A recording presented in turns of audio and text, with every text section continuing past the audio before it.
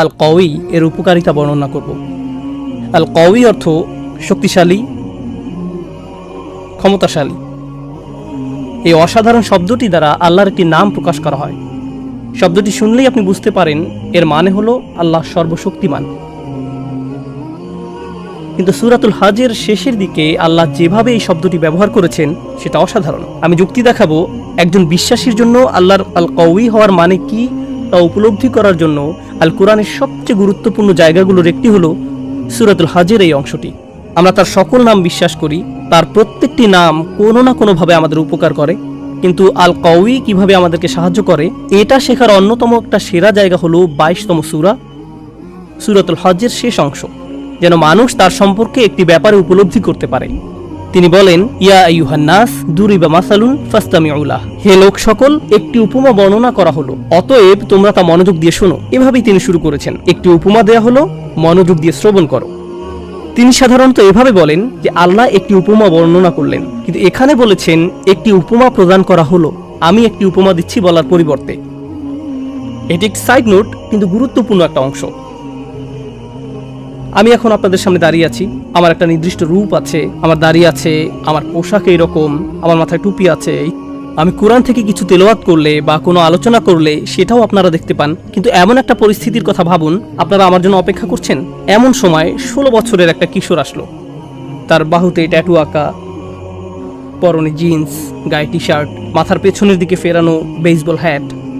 সে মাইকের কাছে এসে কথা শুরু করার আগেই কিছু লোক পালানোর জন্য দরজা খুঁজতে লাগলো। কিছু মানুষ ভাবতে লাগলো নামাজ বোধহয় আবার পড়তে হবে। কেউ কেউ ভাবতে লাগলো তাকে মঞ্চ থেকে সরানোর জন্য কি কেউ নেই, কেন সরানো হচ্ছে না। এর মধ্যে সে বক্তব্য দেওয়া শুরু করলো, আর সে আপনার জীবনে শোনা সবচেয়ে সেরা বক্তব্য রাখলো। সে বিভিন্ন জায়গা থেকে উদ্ধৃতি দিল এবং এমন অসাধারণ আলোচনা করলো যে জীবনে কখনো এমন শক্তিশালী কথা আপনি শুনেননি। আপনারা যারা তাকে দেখতে পাচ্ছেন তাদের পক্ষে তার কথা থেকে উপকার পাওয়া কঠিন হয়ে যাচ্ছে, কিন্তু যারা মসজিদের বাহিরে বসে আছে তারা তো তাকে দেখতে পাচ্ছে না। বাহিরের মানুষ শুধু তার কথা শুনছে, তো ভেতরের মানুষরা বলতে লাগলেন আস্তাগফিরুল্লাহ আস্তাগফিরুল্লাহ। আর যারা বাহিরে তারা কি বলছেন, মাশাআল্লাহ মাশাআল্লাহ। এই উদাহরণটি পেশ করার কারণ হচ্ছে মানুষ কারো কথা শোনার আগে তার চেহারা বা সুরতের দিকে লক্ষ্য করে। আমরা কারো বক্তব্যের চেয়েও তার পোশাক পরিচ্ছদ, তার চেহারা সুরতের দিকে বেশি মনোযোগ দিয়ে থাকি, এবং সেজন্য কারো পোশাকের দিকে তাকিয়েই বলি সে যাই বলুক না কেন তার কথা শোনার কোনো মানে হয় না। আবার আরেকজনের ক্ষেত্রে হয়তো বলি তার কথা বেশি মনোযোগ দিয়ে শ্রবণ করা উচিত, শুধু তাদের চেহারা সুরতের ভিন্নতার কারণে। কখনো কখনো হয়তো তাদের গায়ের রঙের কারণে, তাদের পোশাক আশাক বা বয়সের কারণেও হতে পারে। কোনো ব্যক্তি তার মুখ খোলার আগেই তার পোশাক আশাক অথবা চেহারা সুরতের দিকে তাকিয়ে আমরা মনে মনে একটা সিদ্ধান্ত নিয়ে ফেলি, লোকটার কথা শুনবো নাকি শুনবো না। এই আয়াতে আল্লাহ বক্তার উপর থেকে ফোকাস সরিয়ে ফেলেছেন। তিনি বলেছেন একটি উপমা প্রদান করা হলো। আল্লাহ এই উপমাটি দিচ্ছেন অথবা রাসূলুল্লাহ সাল্লাল্লাহু আলাইহি ওয়াসাল্লাম দিচ্ছেন, এই ব্যাপারটা আপাতত একদিকে সরিয়ে রাখুন। উপমাটি কে দিচ্ছে তার দিকে মনোযোগ না দিয়ে উপমাটির দিকে মনোযোগ দাও, কারণ এই পৃথিবীতে এমন বহু মানুষ রয়েছে তারা যখনই শুনে আল্লাহ বলছেন তখনই বিরক্ত হয়ে মনে মনে বলে ওঠে আবার ধর্ম নিয়ে লেকচার দিতে আসছে। যখনই শুনে রাসূলুল্লাহ সাল্লাল্লাহু আলাইহি ওয়াসাল্লাম বলছেন তখনই বিরক্তি স্বরে বলে ওঠে আবারও ধর্মীয় ব্যাপার। যখনই শুনে আল্লাহ বলছেন অথবা রাসূল সাল্লাল্লাহু আলাইহি ওয়াসাল্লাম বলেছেন তখনই তারা কথাটা শোনার আগ্রহ হারিয়ে ফেলে, তারা শুনতে চায় না। তাই আল্লাহ আযজা ওয়া জাল্লা এই অসাধারণ উপমা প্রদান করার সময় কি করলেন, ইয়া আইয়ুহান নাস, এই উপমাটি সমস্ত মানব জাতির জন্য। এখন মানব জাতির সবাই তো আল্লাহর কথা শুনতে আগ্রহী নয়, তাই আল্লাহ বলছেন যদিও তোমরা তার কথা শুনতে আগ্রহী নও, দরিবা মাসাল ফাসতামিউ লাহু, উপমাটা অন্তত মনোযোগ দিয়ে শোনো। এখন তিনি নিজের সম্পর্কে একটি বর্ণনা দিচ্ছেন। তিনি বলেন, ইন্নাল্লাযীনা তাদউনা মিন দুনিল্লাহি লা ইয়াখলুকু যুবাবান, তোমরা আল্লাহর পরিবর্তে যাদেরকে ডাকো তারা কখনো একটি মাছিও সৃষ্টি করতে পারবে না। ওয়ালাউ ইজতামাউ লাহু, এবং এই উদ্দেশ্যে তারা সবাই একত্রিত হলেও। এই কথা শোনার পর আপনি হয়তো ভাবতে পারেন তারা মাছি সৃষ্টি করতে পারবে না মানে কি, এই কথা বলার উদ্দেশ্য কি? আর মাছি তো খুব চমৎকার কোনো প্রজাতিও নয়, বরং মাছি হলো মানুষের অভিজ্ঞতায় অন্যতম বিরক্তিকর একটা জীব। তাদের দেখলেই আপনি তাড়িয়ে দিতে চান। সাধারণত নোংরা দুর্গন্ধময় জায়গায় তাদের দেখা যায়, আর ভালো খাবারের উপর যদি মাছি বসে আমরা মনে করি তারা খাবার নষ্ট করে ফেলেছে, তাই আমরা তাদের তাড়িয়ে দেই। আল্লাহ বলছেন তারা কখনো একটি মাছিও সৃষ্টি করতে পারবে না।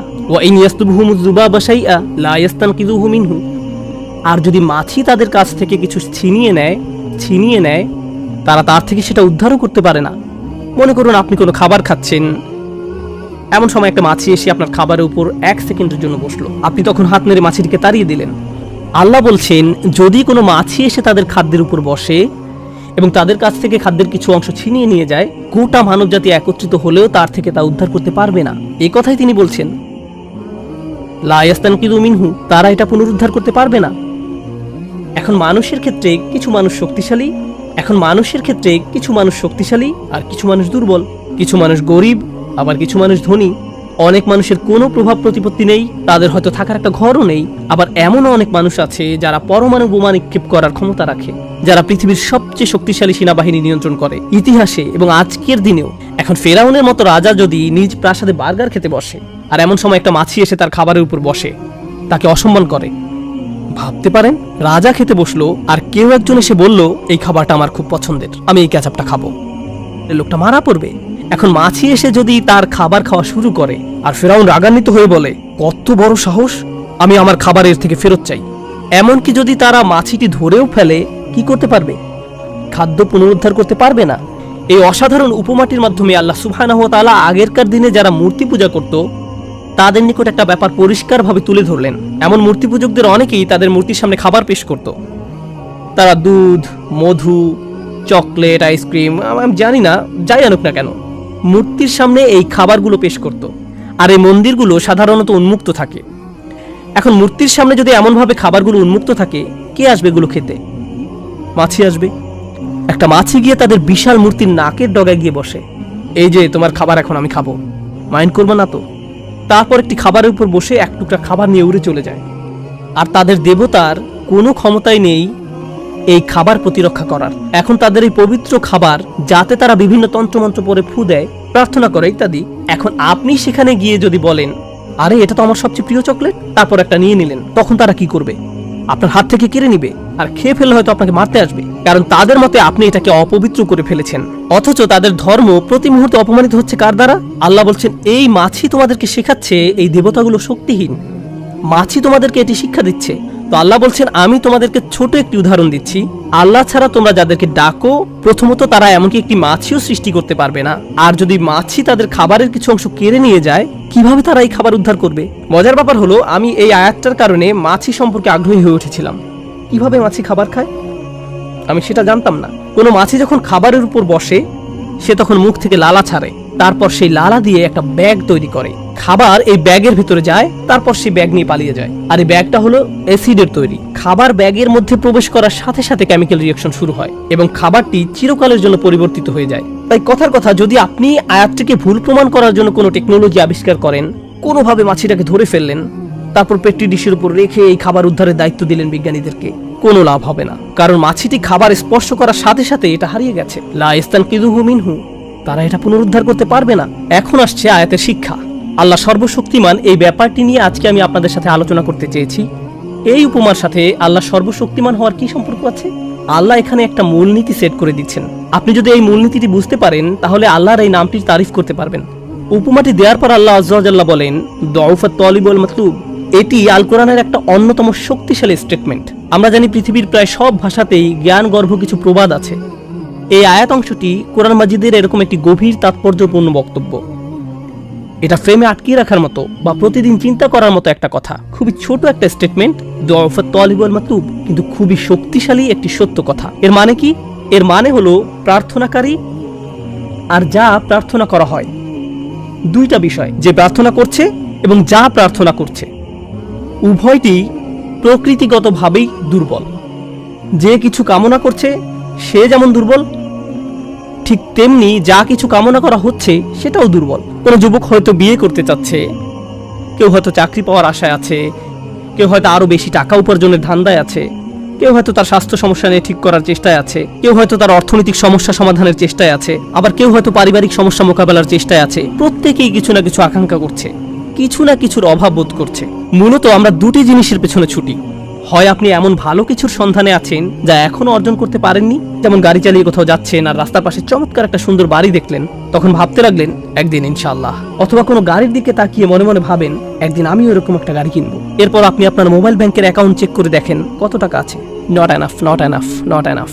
এভাবে জমতে থাকলে আর মাত্র 12 বছর পরে গাড়িটি কিনতে পারবো।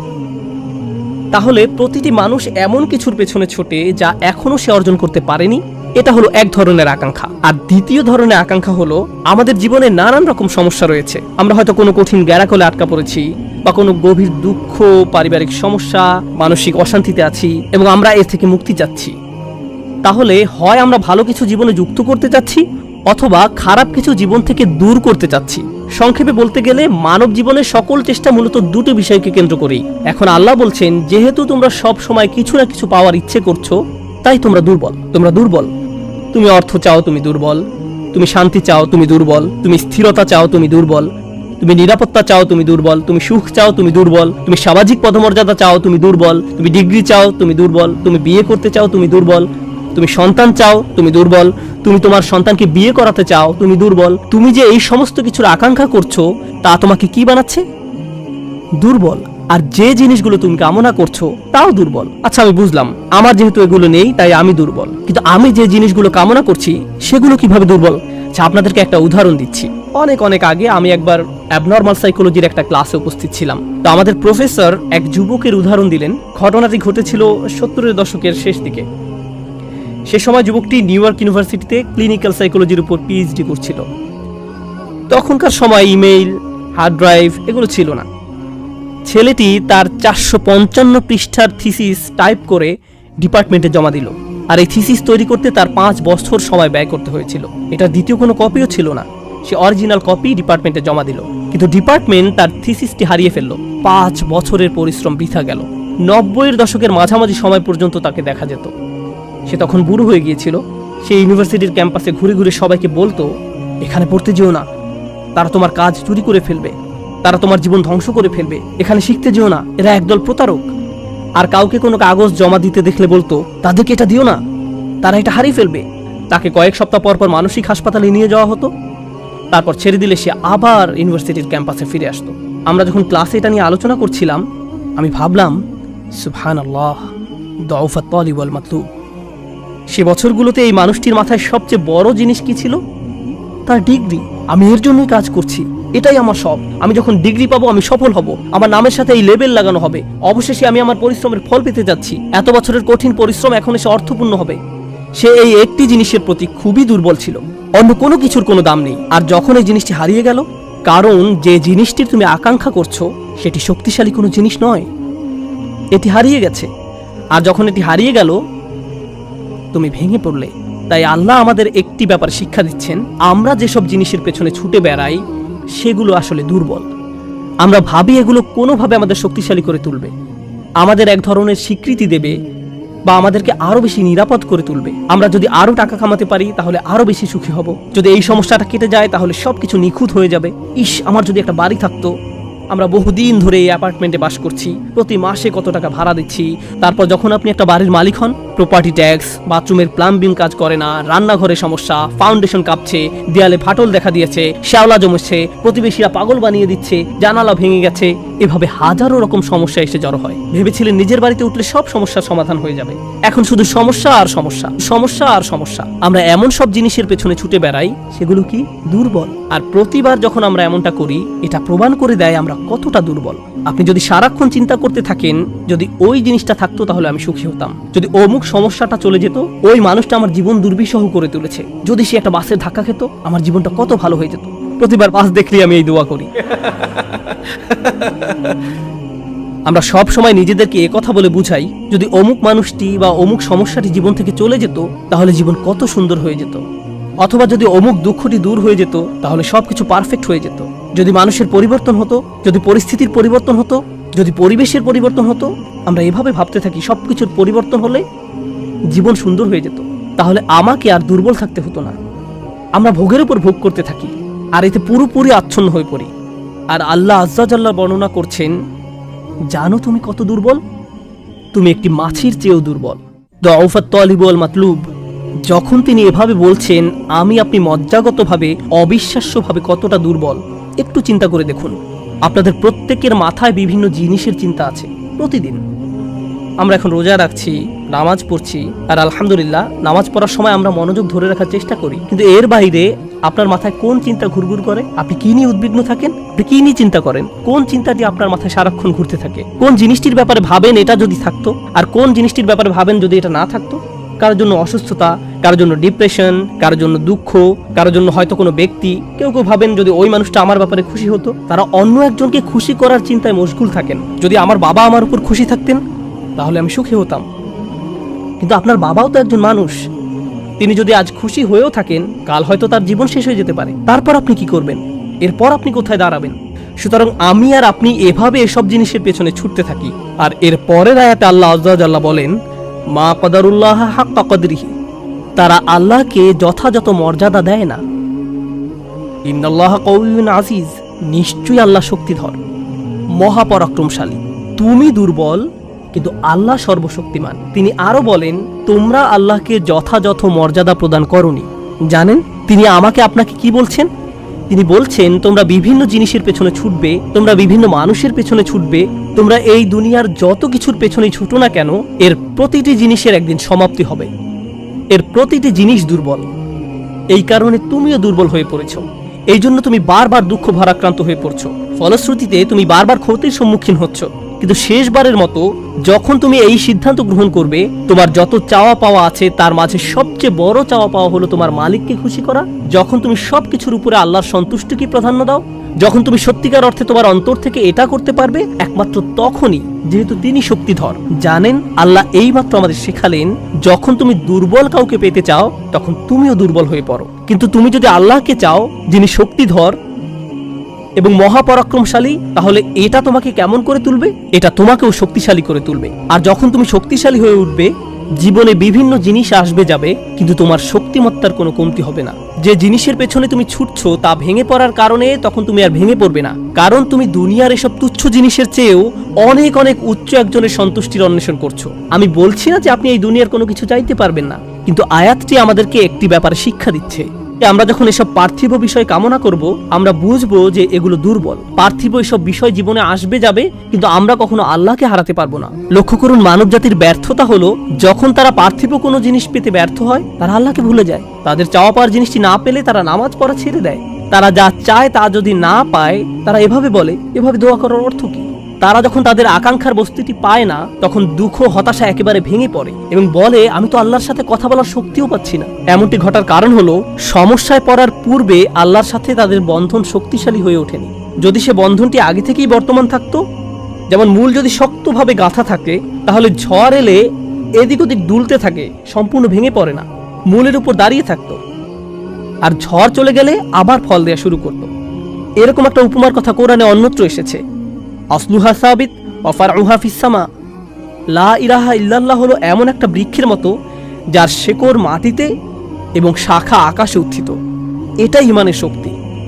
এই আধ্যাত্মিক শক্তির ধারণাটি আরো পরিষ্কার করার জন্য আমি আপনাদের নিকট একটা উদাহরণ পেশ করব। শক্তিকে আমরা বিভিন্ন জিনিসের সাথে সংযুক্ত করি। আমি বহু বছর আগে একটা ঘটনা নিয়ে কথা বলছিলাম, কিন্তু এখন এটি আমাকে অনুপ্রাণিত করে। যুক্তরাষ্ট্রের নিউ অরলিন্স অঙ্গরাজ্যের একটা পরিবারের একটা ঘটনা। পরিবারটা ছিল অনেক ধনী, তাদের গাড়ি ডিলারশিপের ব্যবসা ছিল, তাদের দোকান ছিল একেবারে সমুদ্র সৈকতের পাশে। তারা দামি দামি গাড়ি আমদানি করত এবং বিক্রি করত। এরপর হ্যারিকেন ক্যাটরিনা আঘাত হানল।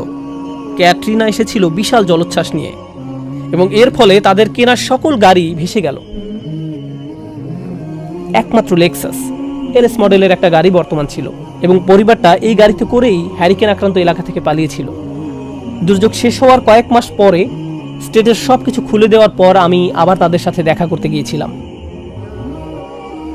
যে পরিবারটি মাসে প্রায় 2 কোটি টাকা আয় করত, তারাই এখন সেই লেক্সাস গাড়িতে করে পিজা ডেলিভারি দিচ্ছে। পরিবারটি এখন এই কাজ করছে। এক ব্যক্তির পিজা দোকানের জন্য তাদেরকে হায়ার করা হয়েছিল। মা বাবা দোকানে পিজা বানাতো আর ছেলে লেক্সাসে করে সেই পিজা ডেলিভারি দিত। আমি যখন এটা দেখলাম, কল্পনা করতে পারেন অন্য কেউ যদি এরকম পরিস্থিতিতে পড়তো, অন্য কোনো মিলিয়নিয়ার যদি এভাবে দেউলিয়া হয়ে যেত, তাদের কি হতো?